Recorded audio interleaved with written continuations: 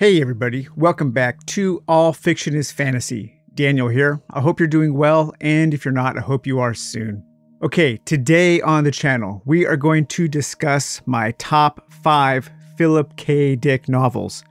We're going to begin with a little bit of a disclaimer. Then we're going to go into a little bit of history of Philip K. Dick and my experiences with him before getting into my top 5. So first, the disclaimer. Philip K. Dick was a pretty big misogynist. He had a lot of issues with women. The women in his stories are often conniving, manipulative, and spiteful. They cause a lot of issues for the men in the novels. And Philip K. Dick had a ton of issues with women. My wife recently started reading Philip K. Dick, and one of her first comments was, wow, he really does not like women. And yeah, it's a real issue. So I bring that up just to let people know. He's one of my favorite authors, but I do not condone his misogyny in any way. And if you are a woman and you're watching this, or if you're a man, I mean, men and women should both be concerned about misogyny. If you're watching this and you have not read Philip K. Dick, and I am enticing you to check him out, just know that going in, I think there is still enough there to look over the misogyny and to appreciate him for some of his ideas and know that he was a very complex and a pretty disturbed individual. But I just wanted to make sure people know that going in, just in case I happen to encourage somebody to read one of his novels. So I have read almost all of Philip K. Dick's novels. There are a few I haven't read. I'm kind of saving for a rainy day. And at one time, I did kind of consider myself an amateur scholar of his work. I studied his work a lot. I've read quite a few books of nonfiction. I have read some scholarly essays. I've done some writing on Philip K. Dick, but that was a long time ago, and I have not kept up on my studies. And as years go by, the less information I have retained. He is a fascinating author and a troubled man, or he was a fascinating author and troubled man. Those might be the two biggest understatements of the year. And all of his problematic qualities greatly informed the subjects of his novels and of his stories. Everything from the extreme paranoia. At one time, he believed the US government was after him. He might also have believed that he was no longer the real Philip K. Dick, but instead a simulacra, an android created to replace the real Philip K. Dick.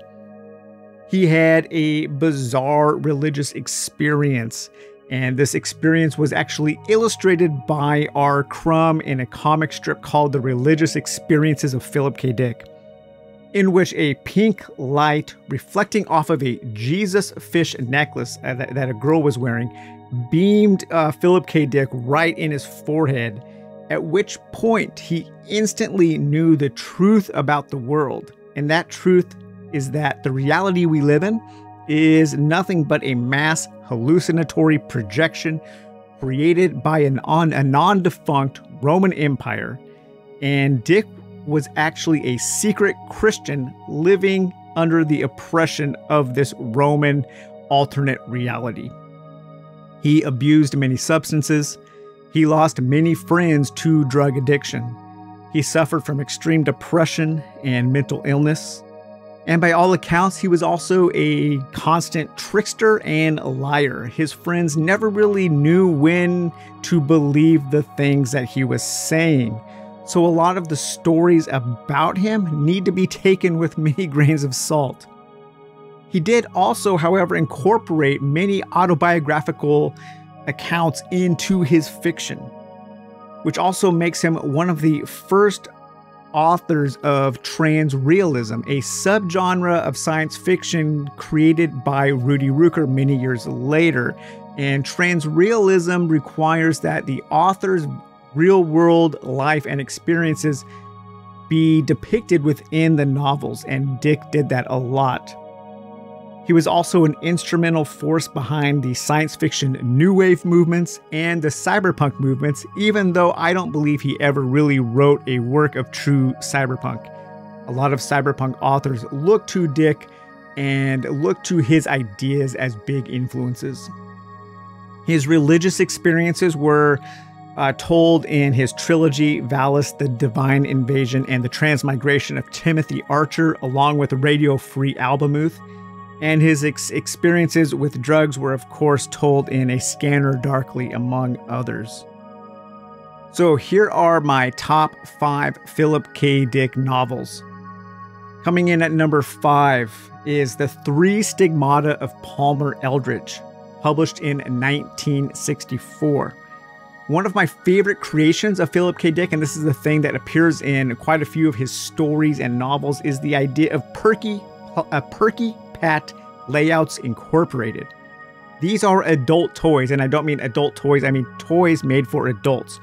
Perky Pat is kind of this Barbie doll-like toy, complete with furniture, clothes, housing, all kinds of all the domestic things that come along with Barbie. And adults would buy these dolls and these play sets and these layouts, and they would construct their ideal domestic environment. And then they would take drugs, and in this book, they would take a drug called Can-D or Chew-Z, and that drug would cause their consciousness to be teleported into the dolls. And they would live these idyllic kind of domestically, these blissful, in these blissful environments to escape the hellish reality of their actual environment. And in this book, that hellish environment is due to some catastrophic climate change. So if that sounds familiar, please stop me. Escaping into a virtual reality to escape real-world problems of climate change. That's not in our future. It also features some of Dick's mainstays such as precogs or precognitive abilities, corporate paranoia, and gonzo religion. So that was The Three Stigmata of Palmer Eldridge. Coming in at number 4 is Valis from 1981. So this is the first of Dick's cosmic religious trilogy, Valis, The Divine Invasion, and The Transmigration of Timothy Archer. Transmigration of Timothy Archer was kind of a substitute third book for this trilogy. The original third book was called The Owl in Daylight, but it was never finished. Consequently, that was supposed to be the title of a movie starring Paul Giamatti, who was supposed to play Philip K. Dick in a movie called The Owl in Daylight, but I think that got scrapped. But The Transmigration of Timothy Archer is probably Philip K. Dick's only work of non-science fiction, his straight fiction, to be published in his lifetime. But it's often incorporated into this last trilogy of religious science fiction because of its subject matter. And also The Transmigration of Timothy Archer has one of Philip K. Dick's, maybe his only really strong, really well-written, and a non-manipulative female character. So if you want to see Philip K. Dick treating a female character with respect, check out The Transmigration of Timothy Archer. But back to Valis. This is the main book of fiction in which Dick explores his religious experiences with the pink alien light known as Valis. In this book, Dick has written himself as a character named Horse Lover Fat. Dick also explores his religious experiences in a work called The Exegesis of Philip K. Dick, which rumor has it was something like 10 or 15,000 pages long. A few hundred pages of that have been published in various volumes, but they are mostly unreadable. So a lot of that information was also written as a fiction account in Valis. Valis explores the ideas of Gnostic Christianity, Hollywood filmmaking, schizophrenia, and a reincarnated Messiah. It's one of the more interesting books to come out of the sci-fi new wave movement. Okay, coming in at number, what are we at? 5, 4, 3. Number 3 is Ubik from 1969. I think this is one of Dick's most gonzo and wild books. It's almost like some kind of science fiction, superhero, Hollywood action style story, but one fueled by Dick's dark vision of the future. It again revolves around tropes common to Dick's work: colonizing the moon, psychic powers, precognitive abilities, alternate realities, death, and the meeting of human consciousness, all wrapped around a story involving corporate intrigue and sabotage. Drugs, paranoia, and Ubik. Ubik, the ultimate corporate creation that can solve all of man's modern problems. Is it a household cleaner? Is it a shaving cream? Is it a shampoo? Is it God? Yes. And coming in at number 2 is Dr. Blood Money, or How We Got Along After the Bomb. This was published in 1965. Probably the closest thing Dick ever got to writing a novel that Stephen King might have written. Dr. Blood Money reminds me a lot of one of King's big, epic community novels like The Stand or Under the Dome or Salem's Lot or The Tommyknockers. It's a post-apocalyptic story set in the Bay Area of California in the 1980s and tells of a small community living together and rebuilding their society. It has one of my favorite Philip K. Dick characters, and that is Walt Dangerfield, a Major Tom-like character. Dangerfield is an astronaut who blasted off into space the day of the nuclear devastation on Earth, and he's trapped in orbit, unable to come back to Earth. He was leaving to colonize the moon, and because of that, he brought with him a whole bunch of music and books. And he becomes this kind of orbiting DJ in the atmosphere of Earth, playing music for people, reading books for people, watching the devastation on Earth, but unable to go back to Earth. And the survivors develop this kind of parasocial friendship or parasocial relationship with Dangerfield, as he becomes their only lifeline to the world that has been destroyed. And finally, coming in at number 1 is Martian Timeslip from 1964. Between 1964 and 1966, Dick was insanely prolific. He published over 10 major works in this time frame, just an absolute legend. Martian Timeslip is my favorite Dick novel, and it's also from this period. It is haunting, sad, and very weird. Again, it features a story of a man colonizing Mars.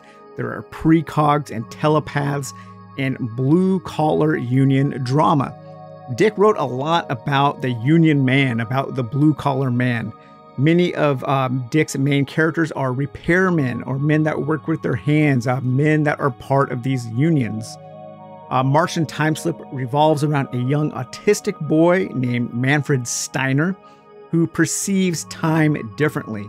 Manfred can see the future, and the future he sees for the man on Mars is not a good one. If you strip away all of the sci-fi genre stuff, you're left with a story similar to something that Woody Guthrie or Pete Seeger might have written for a song. A story about a union man wanting a better life and being beaten down by the man and having to turn to dangerous alternatives just to survive. Adding in the Phildickian layers of paranoia, psychic abilities, and life on another planet only adds to the layers of complexity. Sorry guys, well I hope you enjoyed this video, and there is going to be more Philip K. Dick coming in the future. He's one of my favorite authors. I am absolutely fascinated by the man and his writing. He's not the strongest prose stylist. He's very workmanlike. Sometimes he can really knock it out of the park, but man, when it comes to ideas, there is just absolutely no one better than Philip K. Dick. So take it easy, guys. We'll talk to you later. Bye-bye.